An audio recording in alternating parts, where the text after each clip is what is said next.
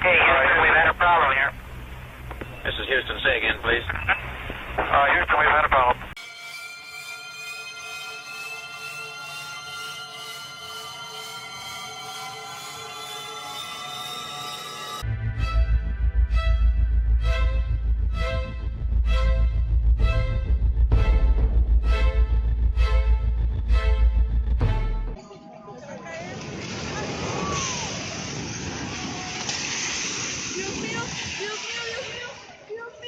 Don't let yourself be convinced to do something that you know is bad, and then Ian finally just shared with us.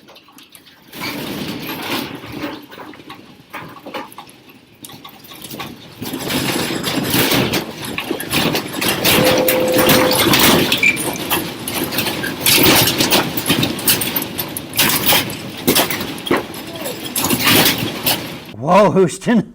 Oh my gosh, that was like crazy. Shake, shake, shake. Feel the rumble, right? We don't have a problem, do we?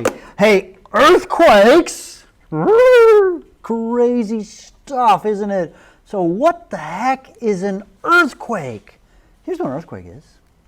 It's a sudden, rapid movement of one block of rock slipping past another along fractures in the Earth's crust called faults. So there's these crazy things called faults. Remember, we've just learned about plate tectonics, and faults are these at these plate boundaries. And if you've got a big old block of Earth, now we're looking at it from a satellite, if you will, up and down, and one is moving this way. This is one of the types of kinds. And one is moving this way. You see the rocks are sticky normally, and as time goes on, the pressure keeps going to push it in this direction to the right, and this way to the left, and eventually it suddenly jerks, and then it breaks, and then it releases huge amounts of energy when it breaks. That's essentially what an earthquake is. In fact, think of it this way. I've got a stick right here, right? You can see me with the stick. Now, there is something holding the stick together, but if I bend it, you notice how it's bending, right? It's bending, but it's not breaking. So stress is being placed on this and pressed on this and pressed on this and pressed on this. And if the pressure keeps building up, what's going to happen to the stick? Snap.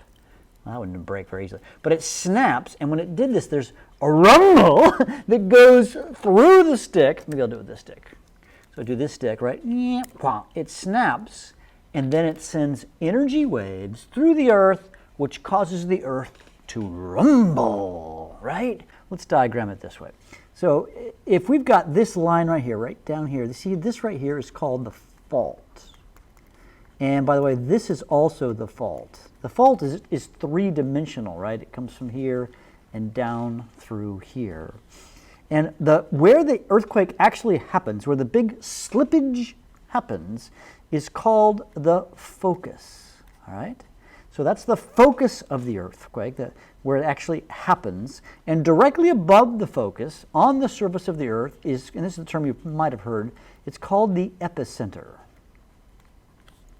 And these little circle doohickeys are the seismic waves. And this is where the energy radiates out to the rest of the world, and it can shake and knock out buildings and the kinds of things that we just saw happen. Earthquakes are, we can be joking about this, but as you know, they are very serious, and there are countless stories of earthquakes causing damage, deaths. It's really not a pretty thing, but it's part of the way the world is. So let's learn more about this. So again, the epicenter of the fault. I wanted to show this image because I want you to know the faults aren't always, if you recall, this is sort of nice and straight and pretty, but oftentimes the faults are at angles, like down into the Earth.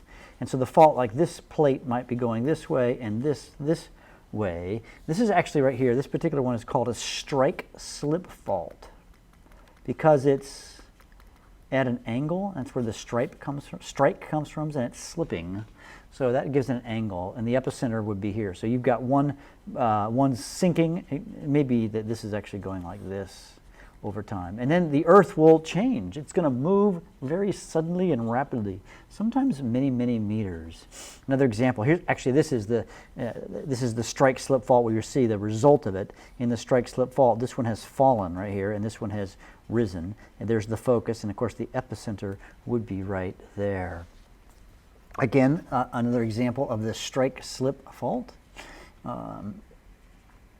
Actually, I'm going to stand back and say that this is the strike-slip fault when it's actually just going back and forth. So I am actually wrong. I just realized that.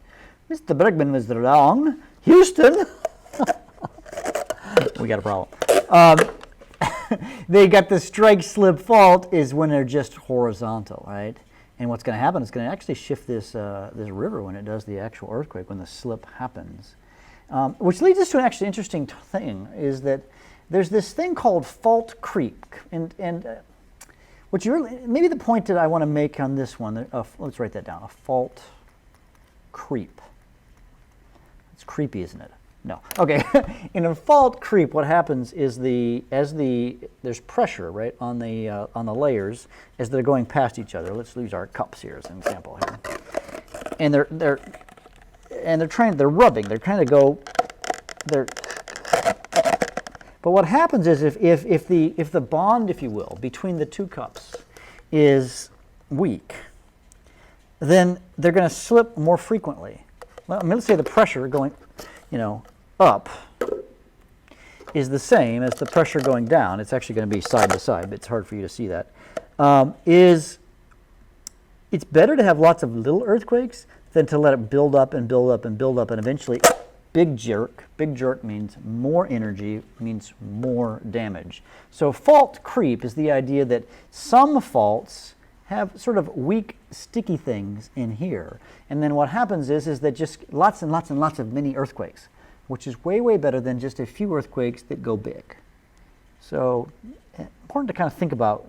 That's an awesome thing.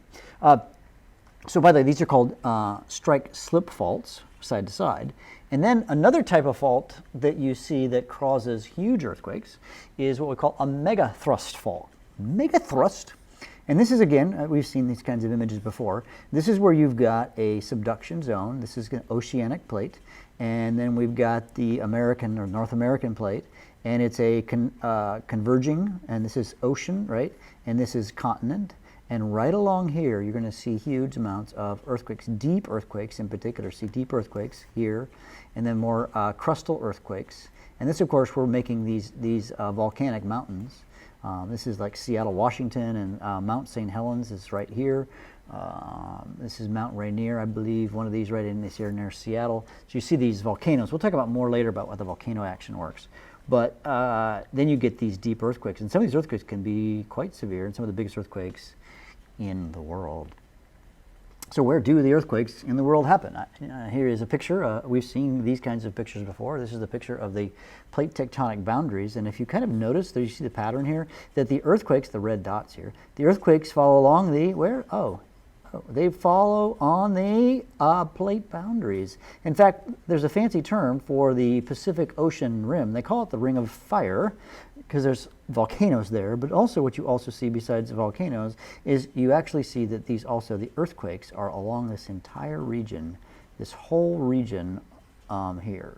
It doesn't go completely around. We also see them at plate boundaries here. Notice here, Iceland. We see some here, another boundary between Asia, or the Eurasian plate, and then the Arabian plate, and then some other plate boundaries, we see them here. So fascinating. Most earthquakes happen along the plate boundaries. So, ladies and gentlemen, Houston, we don't have a problem. We'll see you in class.